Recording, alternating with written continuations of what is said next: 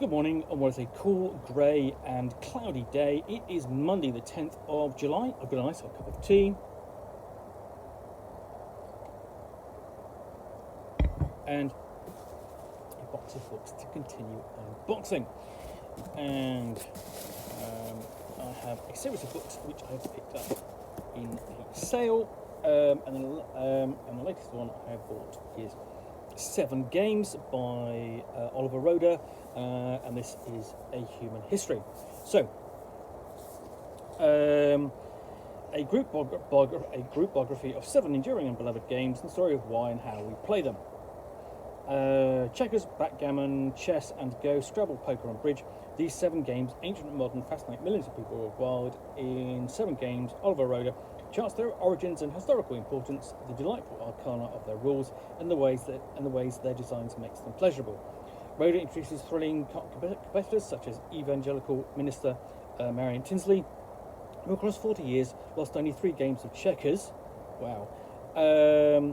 Shusai, the master, the last Go champion of Imperial Japan, defending tradition against modern rationalism, and an IBM engineer who created a backgammon program so capable of self-learning that NASA used it on the space shuttle.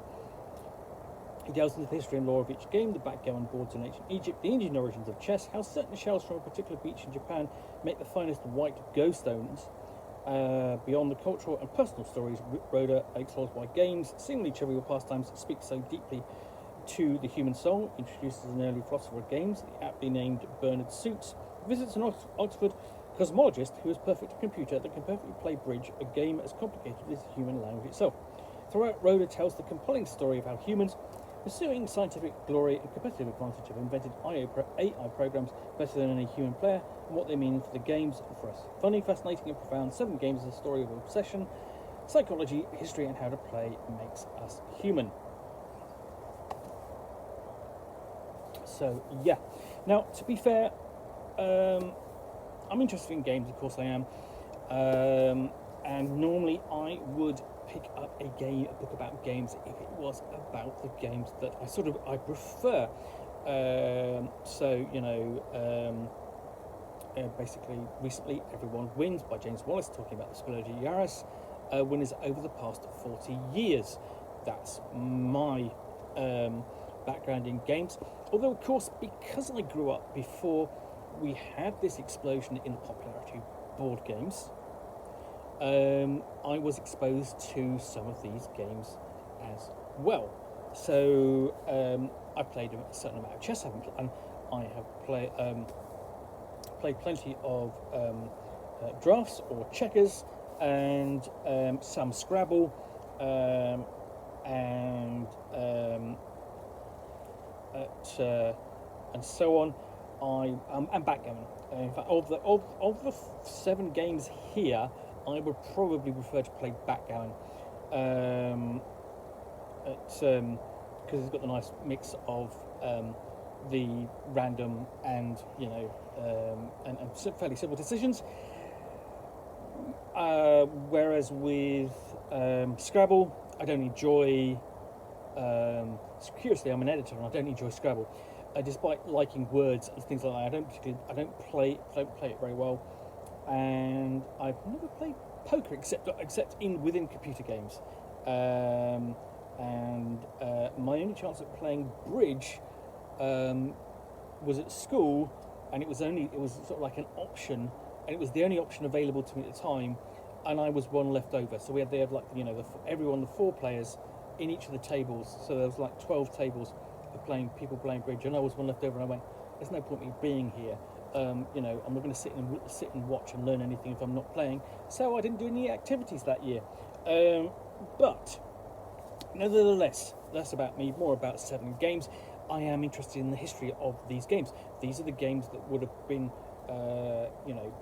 people would have thought about as games back when I was a child, and earlier before. You had games like Diplomacy. You had games like Kingmaker, and Civilization, and and stuff like that, but they would have been pastimes for a certain segment, a certain group of players. These would have been the games that everyone kind of knew about.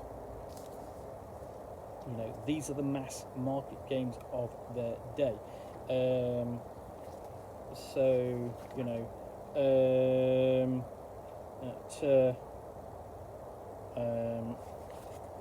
so, you know, essentially we have,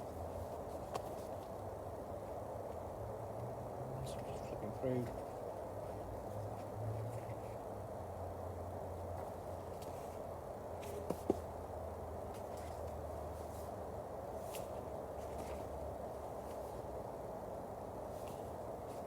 Before we get to the contents page, prologue, and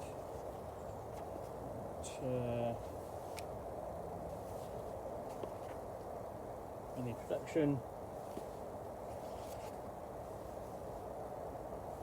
and so we begin very quickly with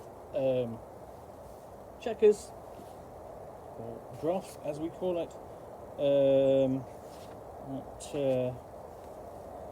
and in each case it's going to be exploring the history and creation of the game, how it developed, and so on. It's not illustrated. Sorry, I tell a lie. There are some illustrations here when we get onto chess.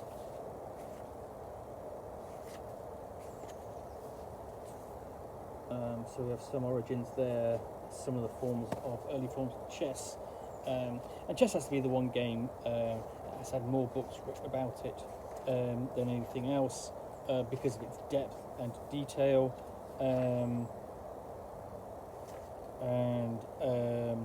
and this really was just published. This actually come out quite up to date in terms of that history. This was published when this is only published last year, 2022.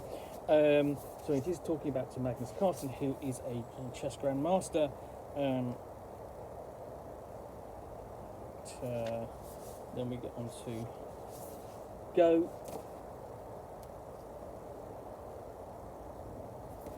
And we do have basically idea of how the game is played through the illustrations there.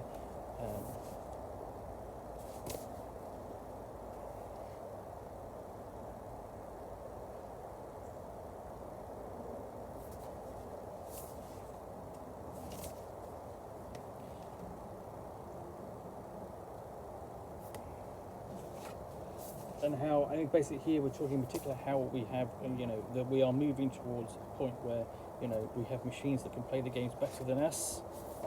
Backgammon.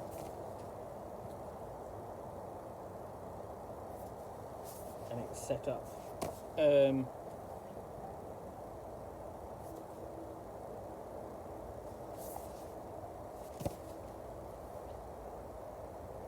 Just looking through, because there's not a lot necessary to see. Poker.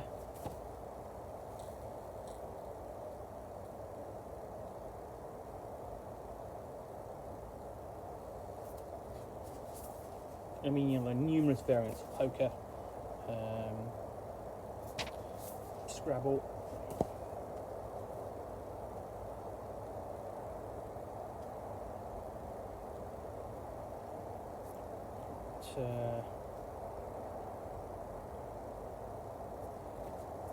So not much.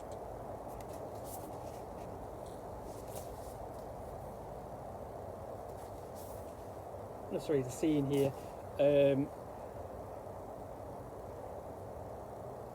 But yeah, I mean, this will go onto my shelf of books about games. We'll basically move on to bridge.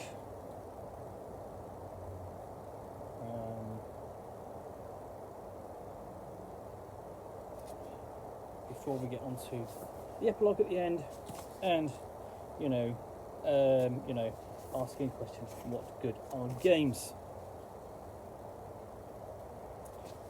Some acknowledgements here at the end, and so on. And so we have sources and plenty of further reading. It's quite a lengthy section, as you can see, for each chapter. Then we've got a list of a few other games here. Let's look at interesting books. They're talking about a knowledge-based approach of Connect 4. The game is solved. The evolution of strong Othello programs, solving nine men's Morris, crosswords, Chinese checkers. So these, even then, this is talking about very traditional games. So yeah, that looks to be an interesting exploration of more traditional games and their histories and development. Anyway, hope you've enjoyed this unboxing in the Nook. If you have, then please do click on the like button down below. And of course, if you've got any comments or feedback, I do appreciate you taking the time to post those. And lastly, if you want to be alerted to more unboxings in the Nook, where you'll see me out here with a box containing a book or game which I will unbox and chat about to the best extent of my knowledge for roughly 10 minutes or so, all of course I'm going to burn us a cup of tea. Then please do click on the subscribe button down below. Thanks again for watching. We'll be back again soon with another one. Bye for now.